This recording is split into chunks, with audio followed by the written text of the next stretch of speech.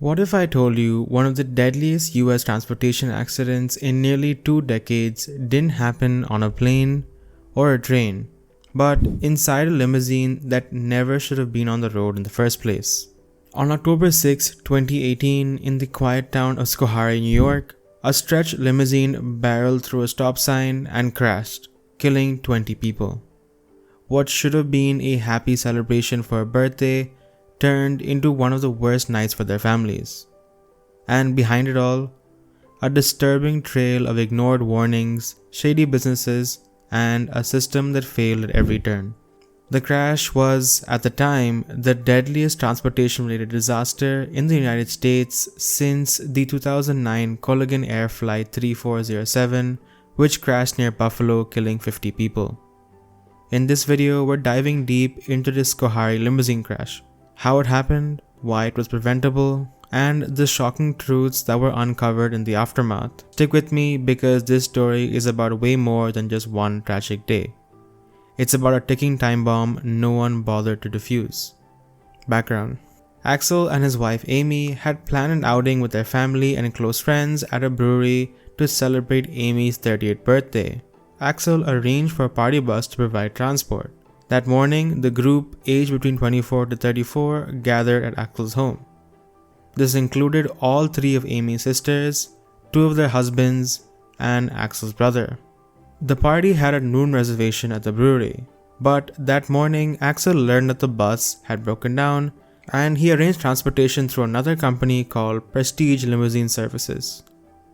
Prestige sent a stretch limousine, a 2001 Ford Excursions with a capacity of 18 people. The driver of that limo, Scott, had complained about the safety of the company's vehicles. His wife recalled overhearing him on the phone when the company called with an assignment, complaining that he would not drive that particular vehicle and requesting another one. As a former truck driver, he had held a valid commercial driving license but lacked the actual requirements required for transport of 15 or more passengers. Scott had been cited for driving without this endorsement.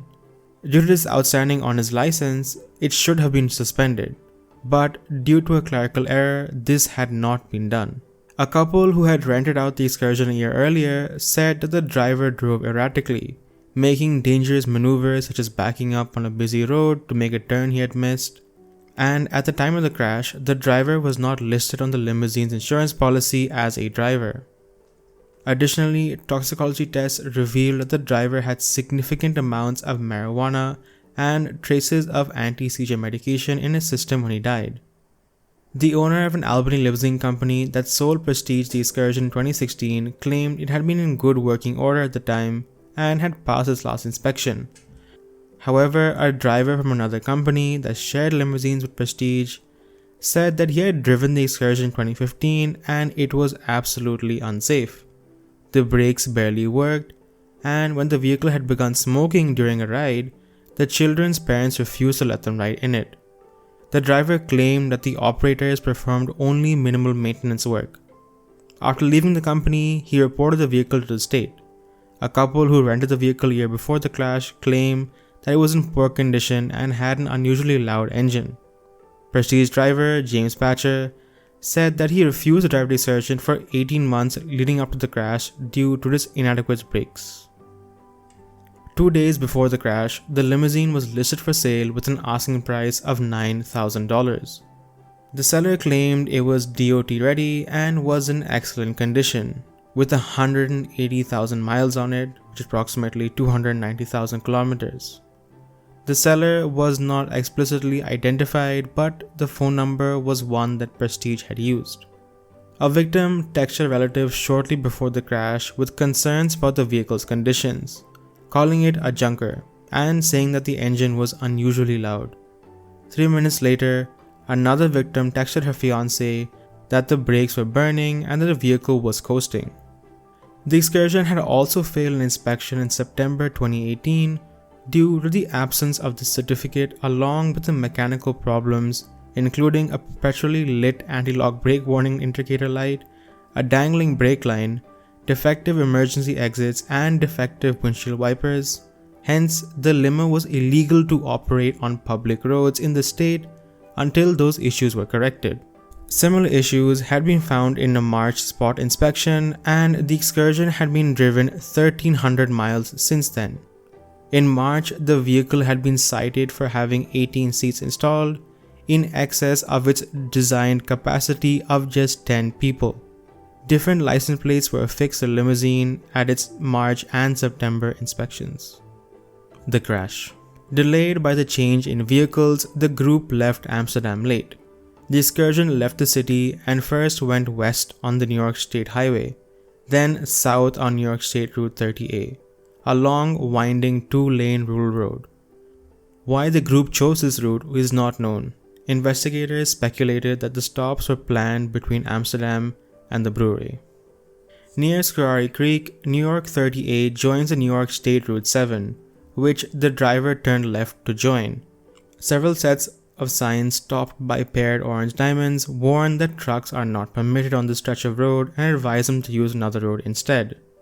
For those drivers who continue south, many more signs warn drivers about the steep grade ahead, through which the speed limit is only 55 miles per hour, and a sign located further down that road indicates that the speed limit is reduced to just 50 miles an hour from that point on. The state's crash investigator determined that the vehicle had departed from its course, as the turn to the New York 30 junction is not the most direct route from Amsterdam to the brewery. It was speculated that the group had either changed their minds completely about the trip or had decided to stop at the Apple Barrel. Another theory is that the driver may have been lost. The occupants of a vehicle going south recalled that they had been stopped at the intersection while the excursion turned. They described the driver's appearance as confused and frazzled, and noted that immediately after turning, the vehicle pulled over onto the shoulder and put its flashers on. They believe this occurred less than 2 minutes before the crash based on the driver's own experience of traveling the road. The witness recalled that the excursion slowly rolled forward although its backup lights and backup beepers were on. They continued past it. A passenger in the vehicle said that they saw the driver pointing the limousine towards the valley. At the bottom of the hill is a right-angled 3-way intersection where the road forks off to the north while the other turns southward towards Schoharie. When the excursion reached the junction, it did not stop and was, according to a witness, going very fast. The witness, who had earlier seen the excursion on the side of the road, recalled that after they had stopped at the intersection, they saw the limousine coming downhill behind them, its speed increasing. They recalled that the vehicle's engine was loud, almost sounding like a jet. They feared they would be hit, but at the last second it swerved around them. The vehicle continued into the parking lot of the nearby Apple Barrel County store, where it struck a parked Toyota Highlander and came to a stop in a gully.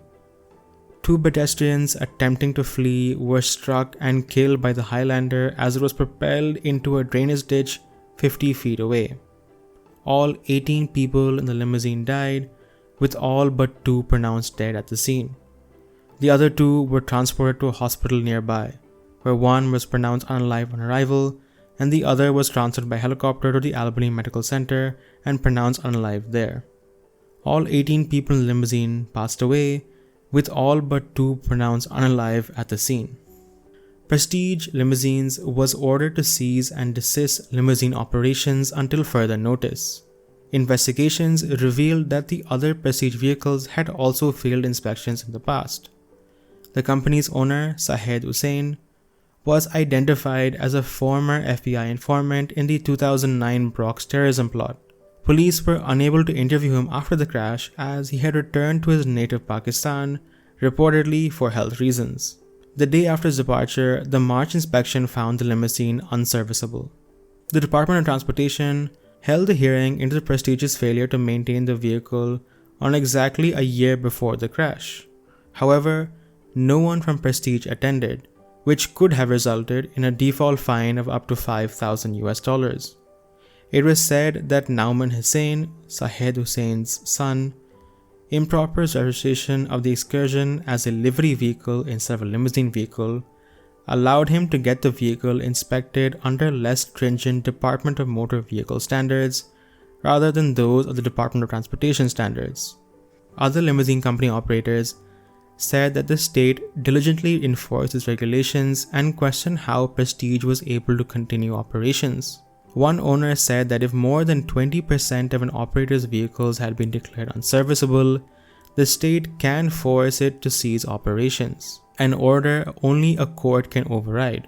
Records show that Prestige had 80% of its vehicles unserviceable at the time of the crash. Analysts found that while the State Department of Transportation has been proactive in inspecting vehicles, it has a very poor record of following up to ensure the repairs were actually made. The limo should have never been on the road. The vehicle had been ordered off the road just weeks earlier, but Prestige Limousine ignored it. The New York State's Department of Transportation also faced harsh criticism. They had the power to shut down unsafe operators, but somehow Prestige slipped through the cracks again and again. And then there was a legal battle. Nauman Hussain, the operator, was charged with criminally negligent homicide and manslaughter. Prosecutors argued he knowingly put unsafe vehicles on the road, and after many years of legal twists and delays, in 2023 he finally pleaded guilty. However, his sentence, just 5 to 15 years in prison. Many families felt it wasn't nearly enough. The NTSB also issued a scathing final report. They concluded that the crash was caused by catastrophic brake failure due to the company's neglect and poor oversight by state regulators. Translation: this didn't have to happen. So here's the heartbreaking truth. The Schoharie limousine crash wasn't just an accident. It was a result of negligence, greed, and a system that turned a blind eye. And unfortunately, 20 innocent people paid the price.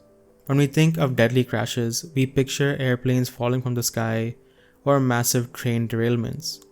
But sometimes the most dangerous ride is the one that we think is safe. The victims deserve better. Their families deserve better.